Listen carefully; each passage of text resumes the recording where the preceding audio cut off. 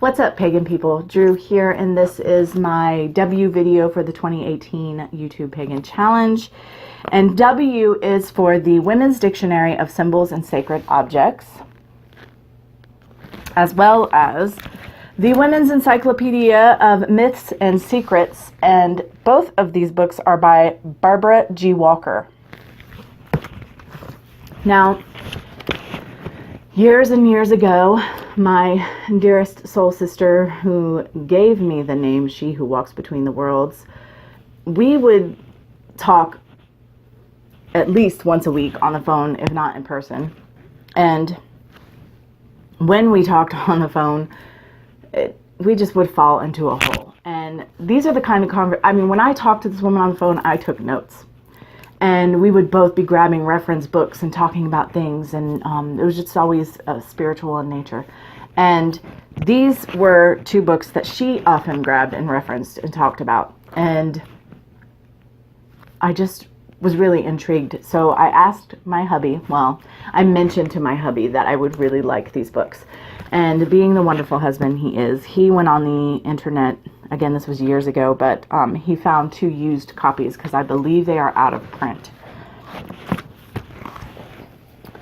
I'm going to go through them a bit, but first I just want to tell you a little bit about Barbara G. Walker herself. And I apologize, I will be reading from my iPad. She was born in 1930 in Philadelphia, and she is an American author and feminist.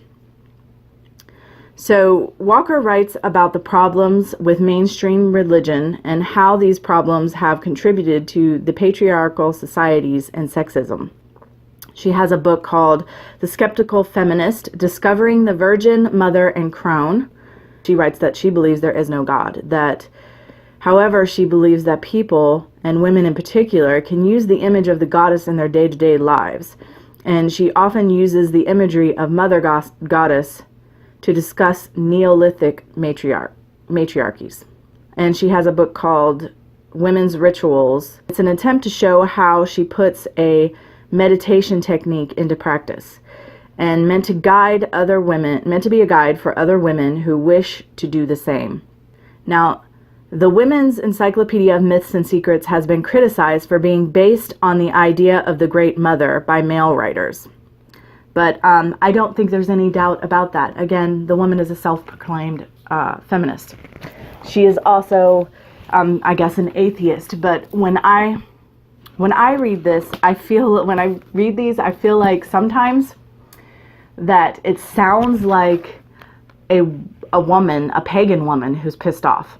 That's what it sounds like sometimes to me. But I love these books. My husband loves these books. Maybe it's because he is a pagan and he is not at all misogynist. So I don't know, but we both adore these, and I wanted to share. So in the Dictionary of Symbols and Sacred Objects, we have, it's set up by, it's grouped. So this first one you see is round and oval motifs. And of course there's all kinds of round and oval motifs. And what it is essentially, the majority of the time you'll have a picture and then a write-up about it. So another one is multi-pointed motifs. Of course, the pentacle falls under the multi-pointed motif. And then there is sacred objects, and I'm not showing you all of them because I'm not going to be here all day for this video, but there's one on supernaturals, and there's one for the zodiac, and insects, and flowers.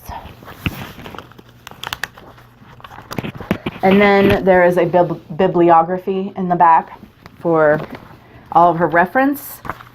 And there's also an alphabetical index for easy use.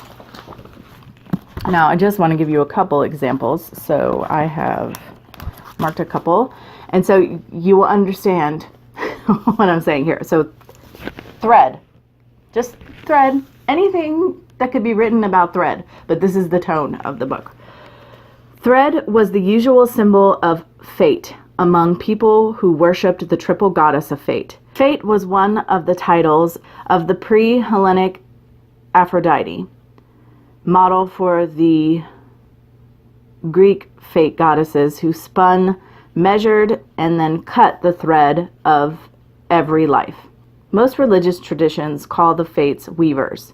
In the Anglo-Saxon poetry, every male's fate is woven, and so on and so forth. So, like I said, this is the tone of the book. You could say anything about thread, but she goes to this sort of historical, classical, and decidedly pagan in most instances. I do feel that the information in here is accurate. I just think that there is a tone and a voice to the work. So vase, and then you have a picture of the vase, and it says forerunner of the, and that there was more written there. I just didn't finish it. So forerunner of the funerary urn in old Europe was the large earthen vase representing the Earth Mother's womb of rebirth. When cremation was the chosen funerary rite, reducing the body to ashes, small vases were created to contain these remains and still serve as womb symbols. And it goes on. But that's essentially, I mean, anything you can think of is in here. Mountain, ocean, bone, Pisces, Sagittarius. We've got elf, dryad, fairy. A lot of these symbols are things that, I mean, I can't even pronounce. Labyrinth, I can't even pronounce some of these. Well, here's the menorah, but you've got Mem Alpha. I don't know what Mem Alpha is, but the Hebrew letter Mem, meaning water, and Alpha, the beginning, contributed one more version of the world's primary mother syllable, Ma, which stood for divine maternity, cosmic birth, nature, and the female wisdom principle in most of the world's languages. There you have it. Okay. So that's the dictionary. And then we've got the encyclopedia. And in here, when you first open up, there's this introduction that kind of sets you up for what you're getting into. And then in the very back, there is, of course, a bibliography. There is no index in this one because it's an encyclopedia and it is in alphabetical order. The dictionary is in alphabetical order also, but because it is broken up into sections the way it is, each section is alphabetical and it can be confusing, hence the index. And so for this one, I've picked, and it's just all, there's no pictures or anything in this one. It's just all work information, and it's a pretty good sized book. Okay, so cauldron.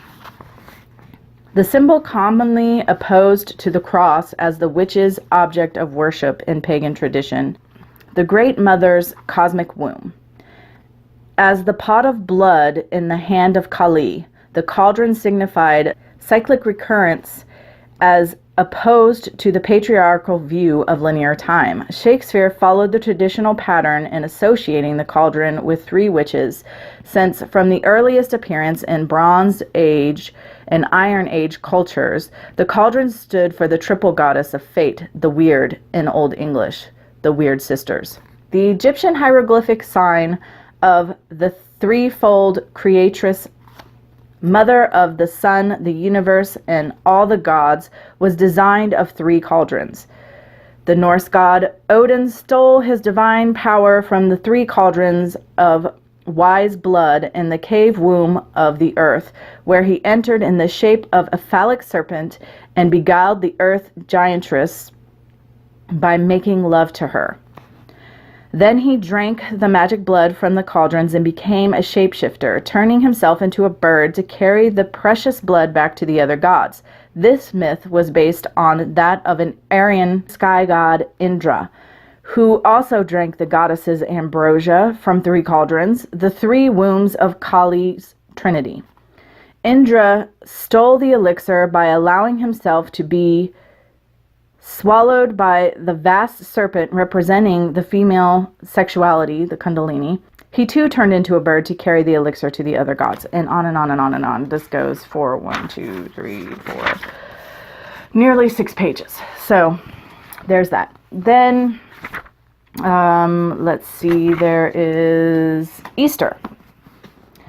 Springtime sacrificial, and I'm just reading you a few of these to give you a feel for what you can expect in the book. Springtime sacrificial festivals named for the Saxon goddess Eostre or Ostara. Saxon poets apparently knew Istare was the same goddess as India's great mother Kali. Beowulf spoke of Ganges waters, whose flood waves ride down into the unknown sea near Eostre's far home. The Easter Bunny was older than Christianity. It was the moon hare, sacred to the goddess in both Eastern and Western nations. And again, this goes on. It's about a page and a half. Jesus Christ. There's a lot of Christian stuff in here, but that's because she likes to point out how it originally wasn't Christian and how it became Christian, or how Christians oppressed and converted and whatever, manipulated. The Jesus, who was called Christos, meaning anointed, took his title from Middle Eastern savior gods like Adonis and Tammuz.